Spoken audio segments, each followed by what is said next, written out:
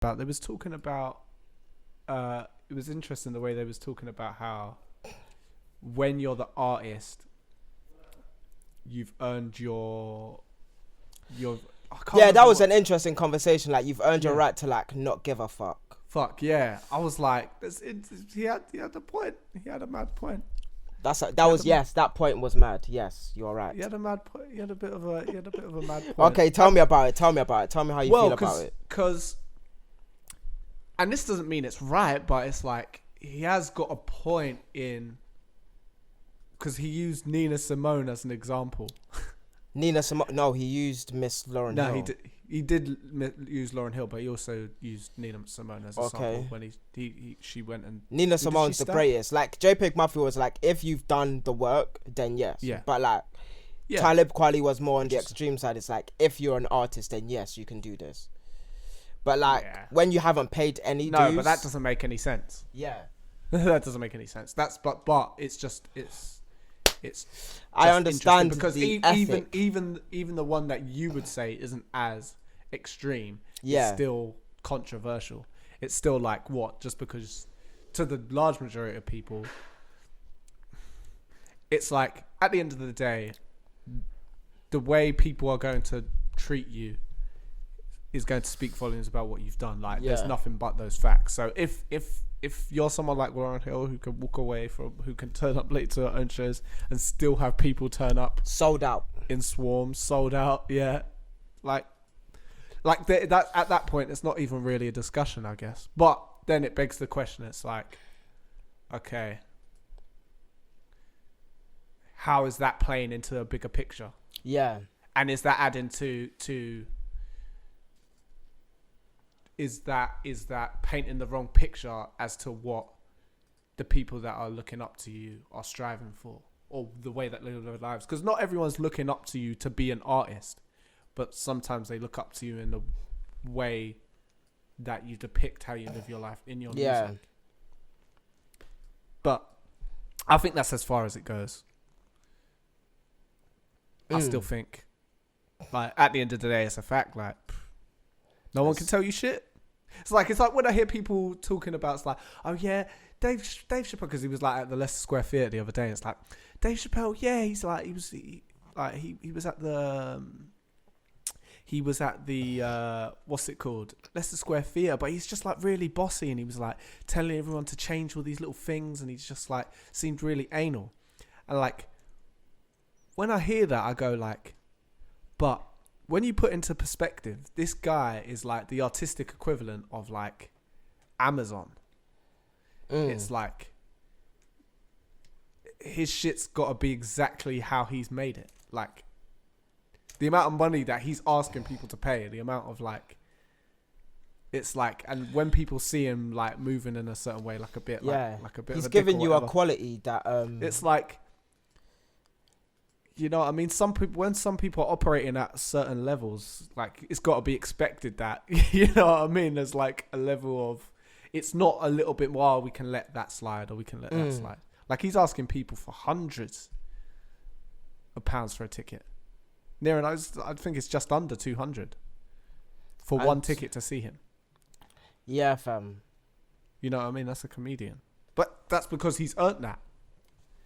You know and what I mean? Also, like the quality of the show as well, innit? Yeah. It's like, well, yeah, it is. It's that, like exactly, he's trying to put on a real performance, and like when you have to pay the catering or like the bar and all of like the stage hands and all of that stuff, it's like these guys need help. Basically, they need money. They need to get paid. Like, and if you are gonna pay £100, like he wants all of that to be right. In my head, that's how I see it. But yeah, I fully get like why Dave Chappelle, one, is worth £100 to go see him, and two, like him being anal. Like those two things make sense. They even go hand in hand. Like if you saw Drake's show in like the O2, you understand why the ticket was that price. Yeah. That stage looked mad. You seen that stage, innit? Interesting. Yeah. Where it's like the flat one. And and it's just him in the middle. And there was the Lamborghini that was flying through the... Bro. Wasn't it, or something like that? Like that was him in the middle. Just wow, bruv. Yeah. Sometimes, my G. But yeah, it's like that is the energy that man's bringing, and like if that is what everybody wants and like people are buying it, then yeah, man. But what do you actually think about that though? Because in that example of Lauryn Hill, when she's like turns up late and stuff like that, like, what's your actual take on that? Wait 2 seconds. My actual take on Lauryn Hill coming late. I think it's bad. I think that is generally bad. But there's nothing that I can do about it personally. Or say about it, yeah. But like it. Wait, can you hear me? Yeah, I said I think it's bad, innit? Like, but at the same time, there's nothing that I can do anything about it personally. Like, if people are gonna still buy tickets, then that's more power to them. But to me, it's like I can't have that personally from my artist. Okay. Like, I couldn't do that. Like the way that I'm viewing it more and more is like there's a certain amount of duty that the artist has to the people and the people have to the artist, and that has to be a simpatico and symbiotic relationship where like we are just as much as part of the public as the sanitary workers, the nurses, the doctors, and all of those people, right? Mm-hmm. And we keep shit running and we keep your mind fed as well as entertained. Now, if you want me to be a performer, then I'll do a performance thing. But if you want my art, that's a different thing. So my art is like me making my music, or me making my book, or me making all of that stuff. But then when it comes to the performance, you're asking for a different set of skills. And the way that those skills come across and translate will either add to me being a great artist or take away from me being a great artist. So now I have to learn a new thing on top of all of the art that I've done. But like the first thing is you decided to fall in love with my art and now you want to see that in concert. And that is like a different kettle of fish. So yeah. What about you though? What would I think about that? Yeah. I think it's kind of fucked up. It's like, I know if I was like, obviously I've got respect for Lauryn Hill. Her music though. Yeah. Her music. I haven't, and what she's done as an artist, because it's more than just the music necessarily, but it's like just the overall effect of what she's done as an artist. But I know if it was someone that I looked up to, like someone who I actually follow musically and that I'm actually a genuine fan of for my own personal reasons, and I saw them do that, it would actually make me go, nah, fuck that. Yeah. Like, I'm really okay with like just listening to the music at my yard, like, and that's why I still want to buy music to today. Mm-hmm. But like, I'm stuck in this streaming process now since like I haven't like after losing my whole library from when I was a kid up until like now, like 10 years worth of music. I'm like, I can't really be asked to download all of them songs again. But like me, I want to buy the songs so that the songs are mine because I like these artists. Mm-hmm. But streaming is like, it's just a different like kettle of fish. You feel me? Even with downloads though, I saw something about that. Even with downloads, they're technically not still yours. They're not yours. No, like you need the iTunes library. That's what you need. iTunes library. No, even with the iTunes library, there's like a clause when you buy a song off iTunes, they literally within the contract, within the terms and conditions of you purchasing that, they are like they have the right to be able to relieve you of that download that you made. Wait, why? For whatever reason. I can't remember. I want to see it in the, because I remember someone talking about it. It's not that unbelievable. It's like Apple we're talking about. They got all loads of shit like that. You know, it's just like Google, but because that sounds mad. So even when I buy it, they still kind of own it, which is why like vinyl culture has really been like a boom because like people want mementos and shit like that. Yeah. You know, like you gave me Benjamin Clementine, I gave you Seeing Sounds, and those shits mean something. And like I want a whole different library, but at the same time, like obviously, man, don't have the space to like start buying like these £50 books that I really, really want. Basically, you're literally licensed when you're downloading an song on iTunes. You're technically just licensing it. You're literally just licensing it, which is kind of obvious because it's not like you're owning. You can't own that download because then you're owning essentially the copy of the song. Like technically, you're kind of doing the same with a digital CD or a vinyl album, but the difference between that is if you're legally allowed to sell that vinyl or that digital CD as long as you don't have any copies of that. You know what I mean? Or you can't sell copies of that CD song, but you can sell that CD. Yeah, you can't rip and burn the CD and resell. No, but you can sell the original copy of that. But you technically are just licensing with an iTunes download. Wow. Don't own that shit. So because of that, that's why they probably do have a clause within the terms and conditions. Because I remember seeing someone talk about that. But that is actually a case where you're just licensing. So it's mad.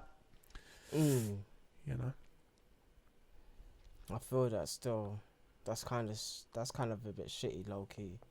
Why? But when you think about it, why is it shitty? Like, because I wanna buy music. Well, yeah, but what's the difference between buying it and licensing it? In that sense, because it's not like you're gonna own the song, are you? What if like my whole library deletes? What then? Do I have to buy it again? Do I have to buy a new license? Well, no, I don't. Interesting. That's an interesting point. Exactly. That's all I think about. It's like when I buy a song, like I know that I have it. That's why, like, I know I don't have no music anymore. To be fair, I'm not disillusioning myself, and I'm thinking I have this music from Spotify. If you had proof of purchase, probably. It's like, I know. Well, actually, I don't know. You see, actually, I think so. You see on iTunes, if you purchase a song and it shows it's already purchased, I'm sure you can download that again. It just says download again, doesn't it? Or do you have to buy it again? Don't know. It does do that with apps, though. But I'm just asking, like, the question, innit? Like, it does beg the question, like, how many times can I re-download this? Yeah. Or something. But yeah. Yeah, it's interesting. Like. It's mad. It's, What else did you go on from the JPEG Mafia interview, though? I did kind of just skim through it, but it was mainly that he seemed just more enthused about, just kind of what you're saying. He seemed a lot more enthused about the conversations he was having. Him talking about Ice Cube as an influence, because they started to go and talking about gentrification and all that. Yeah. And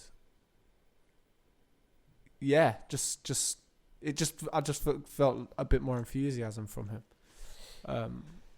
which was nice to see. Because a lot of the stuff he'd already said, but he just went into a bit more detail into it. And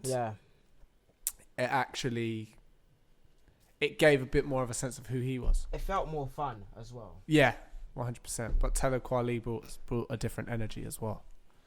Yeah, it's like, you know, when you have that different level of respect for somebody that was in their craft and like one of the highest in their craft in their time, it's like, yeah, Talib Kweli just demands respect. Like whenever, just as like a wordsmith, like, and a poet, like he's just one of them guys that you can't say is good. Like even I was on a live shoot with one of my boys. Like he's a really cool guy. Like he does hair and he's like mad knowledgeable about like just fashion hair and like all of this other stuff. But he was like, he doesn't get the hype around Jay-Z. Really? I was like, what? But then he told, but that's the same thing with Kanye. No, but then he told me like his references was 2010 and after, so like Otis.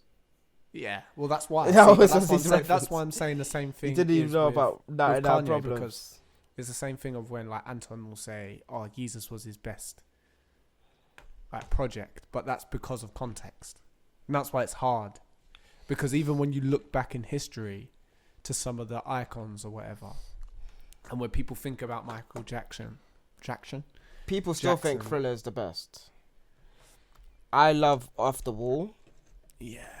Oh, but there's just so many bangers. Oh, mate, there's just so many bangers in both. And Bad. But, so many bangers in both. It's for me, it's hard to choose between Off the Wall and Thriller. Thriller, yeah. Yeah, when he was dark skin, he was going in still. Oh, it's hard to pick. Off the Wall was hard. Oh, it's just different. Nobody heard that still. Rock with you. Yeah, The music she's videos out of were she's so out of funny. my life. Yeah. Yeah. That Even shit. Bad was crazy though. Like The Girl Is Mine. That shit was live, oh bruv. Yeah. He outsang Paul McCartney, fam. He went in on It Paul. was Michael Jackson. Paul got slapped Just a around different- on that no, tune, but fam. it's just a different beast, isn't it? Beast.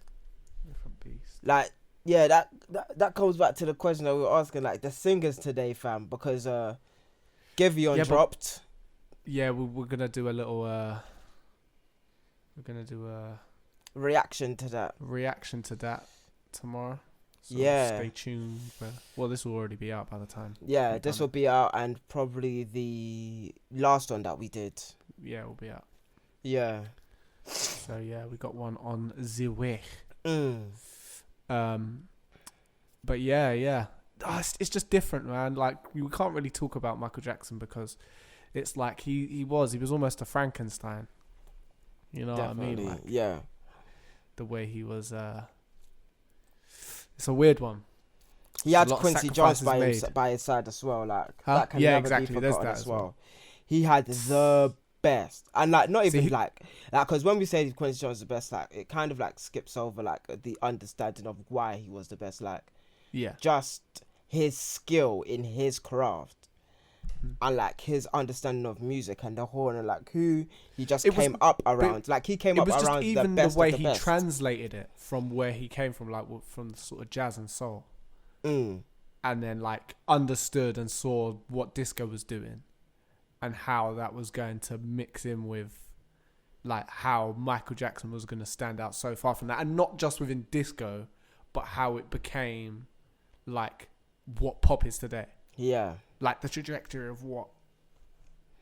of how it was gonna, like he had a vision for that, like of what a pop. Yo, star you know what I said, Joe? I said like I've been listening to Drake bears, right? Yeah. And I had to say like Drake is the greatest. Like he is. It goes But when you Michael say he's the Jackson. greatest, He goes. in It what goes sense? Michael Jackson and then Drake. oh, it's so weird saying it that. But okay, because you know when we have these conversations, don't you feel there's because obviously we always get into the back and forth. It's like, but he is the greatest. But he's the greatest. But doesn't there feel like this almost tainted, like there's just something tainted about putting them two in the same category? There's just something that feels tainted. I don't know, Like, bruv. Like, It's not that Drake isn't skilled. It's not that he's not talented, and it's probably that it's in just immensely different ways. But when you look at Michael Jackson, he lacks like Drake there lacks was the an classic appeal. undeniable, huh? Yeah, Drake lacks the classic appeal. No, but I wouldn't even necessarily say it's appeal. I'm talking about objective things, like because when you look at Michael Jackson, okay, within his lane, you could probably say he's the best singer, yeah. But you could easily say he's the best dancer, the best singer, and the best performer Yeah, those will not You know be what I mean. arguments, within popular music. and those won't be hard to argue either. What with Drake? With Michael. With Michael, that's what I'm saying. But with Drake, it's quite there is the inevitable grey area. Yeah, The only thing that's not undeniable is his ability to make a hit. that's true. That's very, very true.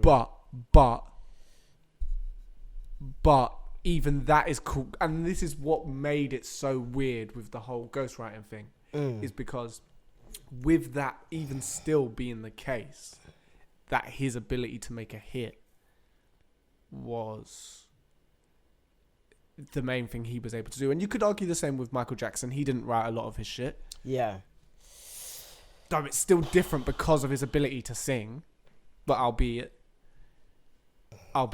but with Drake, when it came out that he was using ghostwriters, that almost still took away what he could have probably had to grasp and say, I write these hits, which isn't, it's, again, I wouldn't hold that against Drake because there's a lot of people are doing that, especially today in music at the moment. But I still think it's like to hold him up against Michael. There's just something about I couldn't really argue with you because of what he's achieved, but at the same time, it's like I just feel like there's got to be a second, and like maybe it goes maybe it goes and maybe the Michael, bar is lowered. Maybe it goes Michael, Beyonce, then Drake or something. I think that makes more sense to me. And like all of that stuff, but it's like yeah, but the thing I is, feel like Beyonce's still around. I feel like Beyonce and Michael are like 1A and 1B or something, or 1 and 1A. Like it's just a bit like, but like in my because opinion, Beyonce is the closest thing I would say. I would actually have to agree with that. I didn't even deep that, but the length of time she's been around, the catalogue she's got, her abilities as a performer, just all round. Vocally, there's not really anyone who touches her like that at all.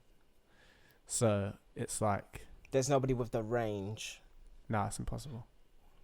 That's what I'm saying. Like Beyonce, I can give that props, and I say that to people. And people, it's like I've had intense discussions with people. People going, "She's fucking shit. She's terrible." How is and people I'm like, saying Beyonce shit? That comes out of their mouth, and it's like you just have no perspective. Like there's objectively.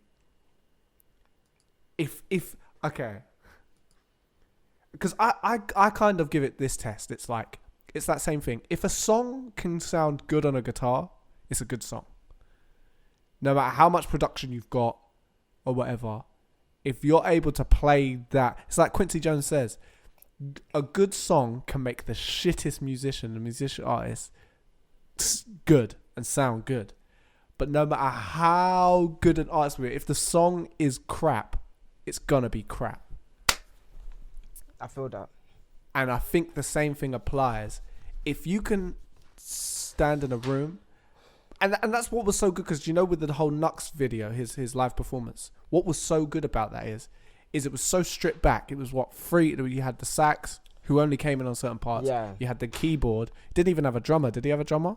No. Was there it was a playing? bass. It was a bass. There's a bass. Bruv, to do that is special.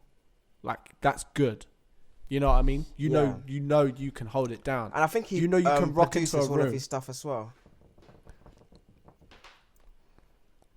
There you go. I think he's got a little team. I know he does produce. He does produce though. But the point is, you could look at the end of the day. If Beyonce was in a room and you said, "Okay, you've just got to blow this person's socks off," put all things aside to the reason as to why she would even do that in the first place. Yeah. If it came down to it, and there was a league of people, and you put Drake there, and you put Beyonce, Beyonce is not gonna fuck around. Yeah, Beyonce. She wouldn't even need to go 50%, I don't think. And you're still going to be like, rah, that woman's insane. That's true. I think it's going to seem otherworldly just because of what she's able to do. Like the level that she performs at on a regular basis. Just that in terms of the human capabilities. It's like, some people can't look at that shit objectively. And that's why, like, when it comes to Drake, it's like hard for me. It's like, I haven't seen his live performances. I don't know what his live performances are like. He's just got bare, like, tunes that are just great. That's the problem, though, innit? That's the thing. It's like, and it's like... consistency has to come in somewhere, like, and he just has a high volume of consistency. I also think but see, the thing is, I think more than anything, he's just a very strong brand and business. As much as I hate to say it, I think he's the culmination of a very, very solid, great strategy. That's what comes to my mind. It's not that he's not good. It's not that Drake's not good. Drake is sick. You could be He's right. got just the way he carries himself. Like, as a performer in his own right, and the way he sort of slots in culturally, it's like, yeah, it's lit. But I don't know. That's just my take anyway. My 2 cents, bro. Yeah. Man like Drizzy. I like, really and truly, like, it's like he's just really good, fam. Honestly. He's just really, really good, and he deserves some sort of flowers, and man. Like, that's Is this what Drake does to you, bro? Pardon? Is this what Drake does to you? No, it's like He makes sure to give him flowers. He just needs to be recognized, like like he's just a black pop star. Like it's like he's a pop star, isn't it? It's like that's how I view him, like as a pop star. Mm-hmm. And although he doesn't dance and like he's got the corny aspect and it's like all of this other stuff, it's like he's still one of the best pop stars that we have today. Like it's just really wild. And like obviously like I wonder like when like the type of music he does as well, like when you talk about who's the other pop stars like Post Malone or like Ariana who Grande. else is there? Ariana Grande. Like Adele. Ariana Grande is more on the Beyonce, like on the extreme end of the side, Beyonce yeah, side, right. but like it's just I don't know, like and Yeah, the but Weeknd. everyone else is singers. Everyone else is singers. It's There's The no one Weeknd. up on that level. Stormzy's was getting. Yeah, there, he's a wasn't he, rap. little bit? He's like a rap pop star, fam, Yeah. and that is amazing. Like, Well, he's the only one who's that. Who else? Oh, well, Jay-Z's up there, obviously. he's just like no, but like Jay-Z's a rapper. Like Jay-Z's a rapper. strict Jay-Z's a rapper, and he does Yeah, he doesn't monosyllabics he and doesn't sing. he doesn't play around with his raps at all. Like there's actually no play. He's like coming to knock your head off with like the best bars that you've ever heard in your life. That's what Jay-Z consistently tries to do like with his work. And like that is why Jay-Z is regarded as one of the best, because he has hits of him doing that. Like when you talk about 99 Problems and Money Bitches, Money and Hoes. Wait, Money Bitches Hoes. Money Something Hoes. Money Something Hoes. Money Dog Hoes. Money don't wait. What? That's on volume 2, innit? Money Cash Hoes. Damn. Yeah, it's Money. It is Money Cash Hoes, isn't it? With DMX. That's the one that Timbaland made, I think. I hope I'm not wrong. What, are you playing it? No, I was just waiting for you to. Yeah, figure out Money this Cash song. Hoes. I don't know that. Yeah. It's Money Cash Hoes. Like that shit is just like, you know what I mean? Them ones there. Wait, what else? What else has he done? Like he done Hard Knock Life. He done like he's just done bare shit, fam. Like I don't know whether you know what Allure is, but he's done that, and he's done No, it what's for that? he's done it for time, fam. He's just been doing it for time, and like he's just a sick rapper. But that being said, like the other pop stars that are out there, like The Weeknd, and like Party Next Door as well. Like